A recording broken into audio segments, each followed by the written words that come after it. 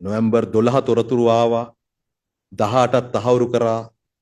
25 තමයි මේක ආවේ වගේ කතන්දරයක් කියනවනේ. ඒකට අදාළ කරන වොයිස් කට් ඔබේ නාලිකාවලම අමුන්ලා ඉදිරිපත් කරානේ. ඒ නිසා මම හිතනවා ඉස්සෙල්ලම නොවැම්බර් 12 ගැන දහන්නේ 18 ගැන දහන්නේ 25 ගැන දහන්නේ කියන निराකරණය කරගන්නට ඕන. 12 එහෙම ලේසියෙන් මගහැරලා යන්න එපා. එහෙමනම් ඔබ කියන්නට ඕන ඒ කියපු පුද්ගලයන් සහ ඒ විකාශනය කරපු දේ වරදක් තිබෙනවායි කියලා. දැන් මේ අපිට තේරෙනවනේ ඔය කියන හදන කතන්දරේ මොකද්ද කියලා. මේ නේද පාස්කු ප්‍රහාරය වගේ වැඩක් සිද්ධ වුණාය කියලා දිනපෙළ ගස්සමින් යනවා. ඒතර මට කියන්න මට ඔබ මෙතන නොකියුවත් කමක් නෑ. ඔබ මාධ්‍ය ආයතන වලට ගිහිල්ලා කියන්නේ අදාළ කරන පුද්ගලයන්ගේ වොයිස් කට් ටික ආයි බලන්න. නොවැම්බර් 12 හෝ 13 දවසක මේ දිත්වා සුලිකුණාටුව සම්බන්ධයෙන් කොහෙන් හරි අනතුරු ඇඟවීම් කරන්න පටන් ගත්තද කියලා. එහෙම කරලා නැහැ. මගේ අභියෝගය තවමත් තියෙනවා. විපක්ෂ සියලු മന്ത്രിවරුන් නම් කියලා කිව්වා. නොවැම්බර් 12 හරි 13 හරි මේ දිත්වා සුලිකුණාටුව සම්බන්ධයෙන් කොහේ හරි පුරෝකතනයක් අනාවැකියක් ෆෝකාස්ට් එකක් කරලා තියෙනවා නම් කරුණාකරලා ගෙනහලා පෙන්නන්න. අපේ කිසිදු කාලගුණ විද්‍යා දෙපාර්තමේන්තුවේ වාර්තාවක එහෙම එකක් 12 වෙනිදා 13 වෙනිදා වාර්තා කරන්නේ නැහැ. මම කියන්නට ඕන. ඒ නිසා කොහෙන් හරි ගෙනාගෙන ඇවිල්ලා හෙඩ්ලයින් දැම්මට එහෙම එකක් නැහැ. 12 13 දිත්වා සුලිකුණාටුවේ වර්ධනය සම්බන්ධයෙන් කවුරුත් මත ප්‍රකාශ කළා නැහැ. ඒක එහෙම කරන්න පුළුවන්ද කියලා ඔබ කාලගුණ විද්‍යාඥයන්ගෙන් අහන්නට. 18 වෙනිදා එහෙම කියලාත් නැහැ. 19 මෙහෙම කියලාත් නැහැ. හරි. මේක ඔබ තේරුම් ගන්න පැහැදිලිව මාධ්‍යවේදීන් හැටියට මම විශේෂයෙන් ඔබෙන් ඉල්ලන්න කැමතියි. කාලගුණ විද්‍යා දෙපාර්තමේන්තුව කරන්නේ ෆෝකාස්ට් පුරෝකතනය. උන් කාලගුණ අනායකයි කියන්නේ. අපි රටක් හැටියට මේ කාලගුණ විද්‍යා දෙපාර්තමේන්තුව කියන පුරෝකතනයන් පිළිබඳව විශ්වාසය බින්දොත් ඒ විද්‍යාත්මක පදනම දෙදරොල හැරියෝ දේශපාලන උවමනාවන් මත රටක කාලගුණය ගැන අනාගතයේ මුකුත් කියන්න බැරි වෙනවා. ඒ කියන කිසි දෙයක් කවුරුත් පිළිගන්නේ නැති වෙනවා. දැන් නිකන් හිතන්න කාලගුණ විද්‍යා දෙපාර්තමේන්තුව 12ක් කිව්වා 18ක් කිව්වා මේක 25ක් කිව්වා. ඒ වගේ කතන්දරයක තිබෙන විද්‍යානුකූල පදනම විකෘති කරලා අවස්ථා කීපයකදී ඒ නිලධාරීන් කියපු වොයිස් කට් එඩිට් කරලා අමුණලා කතන්දරයක් ගොතලා දෙයක් සමාජගත කරන්න හැදුවට පස්සේ එකකින් වන හානිය බරපතලයි කියනක ඔබ කවුරු තේරුම් ගන්න ඕන. 13 වෙනිදා කිව්වේ සුලිකුණාටුවක් ගැන නොවේයි. දැන් මේ ඔක්තෝබර් නොවැම්බර් මාසවල ඉන්දියානු සාගරයේ පහළ වායුගෝලයේ කැළඹීම් සාමාන්‍යයෙන් වාර්තා වෙනවා. එහෙම පහළ වායුගෝලයේ කැළඹීමක් පිළිබඳව නිරීක්ෂණය වෙලා කාලගුණ විද්‍යා දෙපාර්තමේන්තුව කිව්වා 13 වෙනිදා බලාගෙන හිටියා 14 බලාගෙන හිටියා 15 බලාගෙන හිටියා 18 වෙනිදා කිව්වා ඒ පහළ වායුගෝලයේ කැළඹීම් තත්ත්වය දැන් පහ වෙලා ගියා කියලා. ඒක තමයි එක තත්ත්වයක්. එතකොට මට කවුරු හරි කියන්නකෝ ඒ 13 ඉඳන් 18 වෙනකන් මොකක් කර සුළුකුණාටුක නමක් හරි කිව්වද කියලා. එහෙම නෑ. ඒ පහළ වායුගෝලයේ කැළඹිලි තත්ත්වය පිළිබඳව නිරීක්ෂණය කරමින් හිටියා. ඒ ගැන ජනතාවට කිව්වා. ඒක රටෙන් පිටවල ගියාට පස්සේ ඒ තත්ත්වය පහ වෙලා ගියාට පස්සේ උන් ඒකත් වාර්තා කළා 18 වෙනිදා හවස් වෙනකොට. 18 රාත්‍රියේදී ගිනිකොණදිග බෙන්ගාලබෝක ආශ්‍රිතව ගිනිකොණදිග මේ මොකද්ද ඉන්දියානු සාගරයේ ආශ්‍රිතව තවත් අඩුපීඩන කලාපයක් වර්ධනය වෙමින් පවතුණා. ඒක තමයි 22 23 24 25 26 වෙනකොට සුමාත්‍රා මැලේසියා ඉන්දුනීසියා තායිලන්ත රටවලට ගිහිල්ලා දැනට මරණ 1200ක් පමණ වාර්තා වෙලා තියෙනවා. විශාල හානියක් වෙලා තිබෙනවා. ඒ රටවල දැනට ගත්තොත් බිලියන 20ක 19.8ක පමණ තක්සේරුවක් තිබෙන බව මම දැක්කා. ඒක පහළ වායුගෝලයේ කැළඹීමක් අඩුපීඩන කලාපයක් පීඩන අවපාතයක් සුළි කුණාටුව දක්වා වර්ධනය වෙලා ඒකට නමක් දීලා තියෙනවා සෙන්යාර් කියලා. මේ තොරතුරු ඔබේ මාධ්‍යෙන් කියන්න. ඒකේ නම සෙන්යාර්. ඒක සුළි කුණාටුවක් දක්වා ඒ පැත්තේ වර්ධනය වුණා. ඒතර අපේ කාලගුණ විද්‍යා දෙපාර්තමේන්තුව 18 රෑ 19 20 විතර ක්‍රම නිරීක්ෂණය කරගෙන ඉඳලා ඒකේ බලපෑම තිබෙන්නේ ගොඩබිමට නොවේය මහ මුහුදටය. ඒ නිසා අපේ නාවික කටයුතු වලට සහ දීවර කටයුතු වලට ඇලර්ට් එක දුන්නා. ඒ නිසාම සෙන්යාර් කියලා වර්ධනය වෙච්ච සුමාත්‍රා පැත්තට බලපාපු සුළු කුණාටුවෙන් වෙච්ච කවර හෝ ඩැමේජ් එකක් අපේ දීවරයන්ට සිද්ධ වෙන්නේ නොවන තරමටම ඒකේ ඇලර්ට් එක තිබුණා. තුන්වෙනි පද්ධතිය වර්ධනය වෙන්නේ 25න් පස්සේ. ඉතින් 25 පුරෝකතනය කර හැකි ආකාරයට අපේ ඇත්තටම කාලගුණ විද්‍යා දෙපාර්තමේන්තුව එක කිව්වා. මේ විශේෂයෙන් උසස් පෙළ විභාගය නිසාමත් මේ පහළ වායුගෝලයේ කැළඹුණු තත්ත්වය නිසාමත් ඊට කලින් තිබුණු සාකච්ඡාවල ප්‍රතිඵලයක් හැටියට යම් සූදානම් කිරීමක හිටියා. උදාහරණයක් ගත්තොත් 24 වෙනිදා වෙනකොට හමුදා සම්බන්ධතා නිලධාරීන්ට පොලිස්පතිවරයා හර පොලිසිය වලට සිවිල් ආරක්ෂා දෙපාර්තමේන්තුවට වෙළඳ ආරක්ෂා දෙපාර්තමේන්තුව වැසි තත්වයේ වර්ධනයක් විය හැකි නිසා ඒකට සූදානම් කරලා තිබුණා. ඔය බෝට්ටු සම්බන්ධ ප්‍රශ්නය කළුතර දිස්ත්‍රික්කෙත් මම දන්නවා බොහෝ දිස්ත්‍රික්කවල විශේෂයෙන් නාවික හමුදාවේ බෝට්ටු සහ ඩිංගි බෝට්ටු යාත්‍රා සූදානම් කරලා තිබුණා.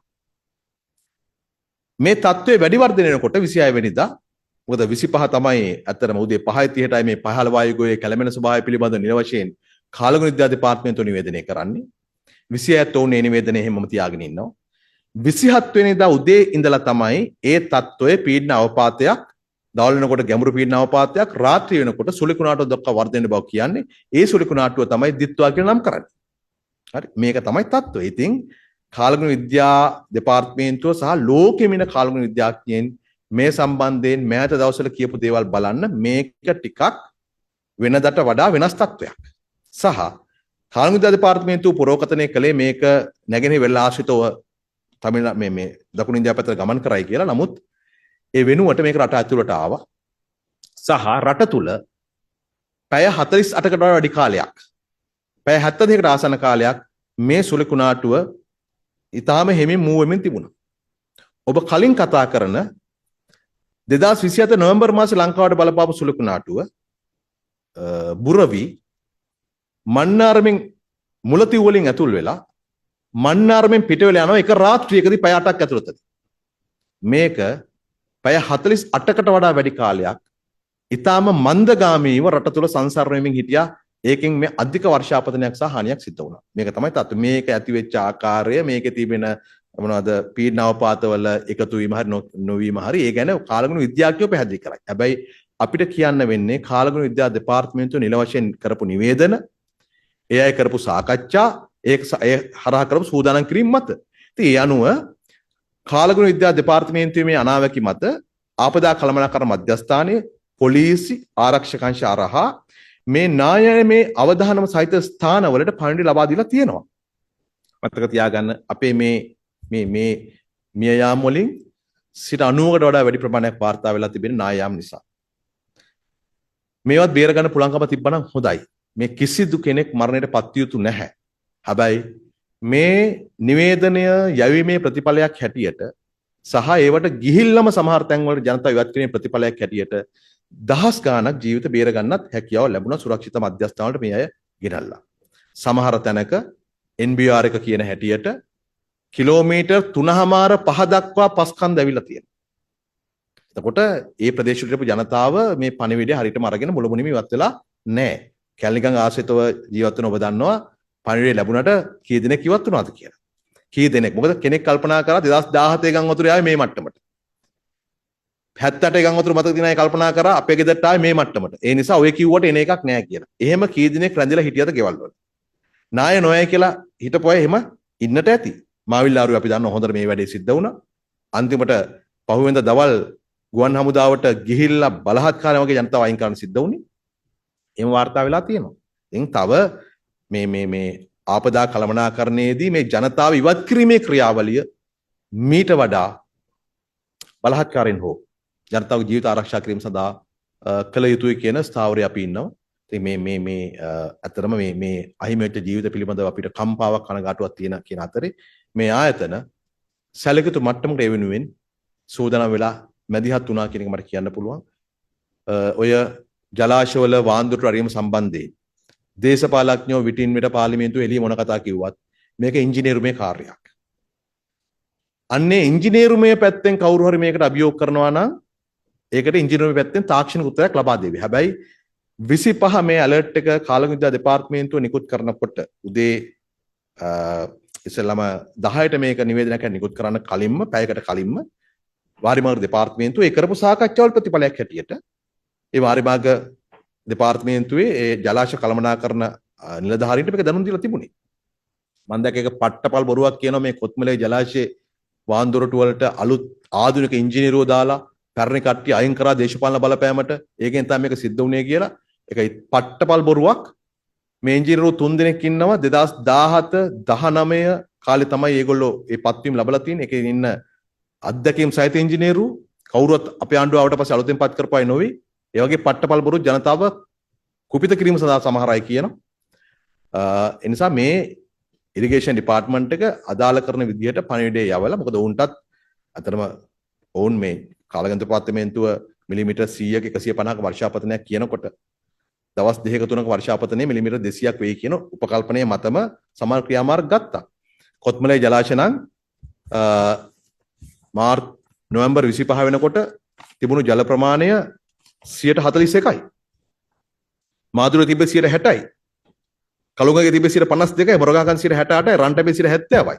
නොවැම්බර් 25 වෙනකොට එහෙම තමයි ජල ධාරිතාවන් තිබුණේ. ඉතින් නමුත් මේකේ මේ පැය 72ක් ඇතුළතදී මිලිමීටර් 2000ක් විතර වාර්ෂික වර්ෂාපතනයක් ලැබෙන තැනකට පැය 72ක් ඇතුළත මිලිමීටර් 500ක් 570ක් ලැබුණාම ඒ ජල ධාරිතාව මේ ජලාශවල දරා ගන්න බෑ. ඒක ක්‍රමානුකූලව වාන්දොරටු කළමනාකරණය කරගනිමින් විවෘත කරන එක ඉංජිනේරුමේ කාර්යභාරයක්.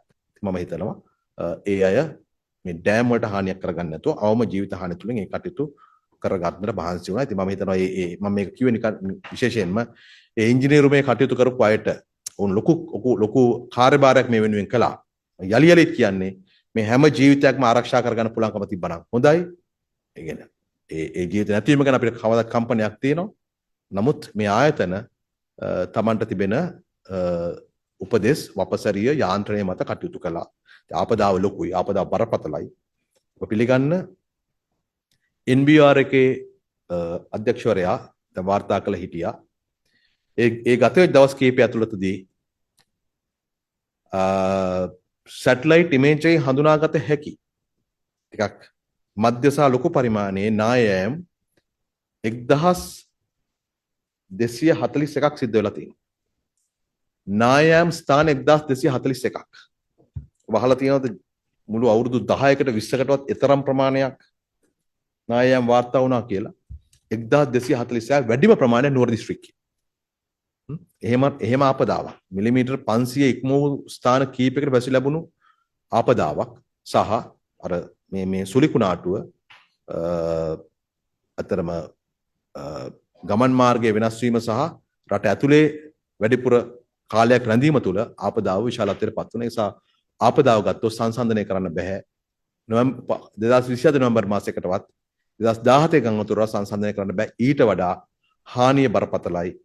ඉතින් අර පස් කඳු නාය ගිහිලා තියෙන හැටි දැක්කහම දුම්රිය මාර්ගය යට තිබුණු නේද පස් කඳු සහ පාලම් වලට වෙලා තියෙන හානි දිහා බැලුවට පස්සේ ඔබට තේරෙනවා ඇති ආපදාය බරපතලකම. ඉතින් මේක තමයි අපි මුහුණ දුණු තත්ත්වය.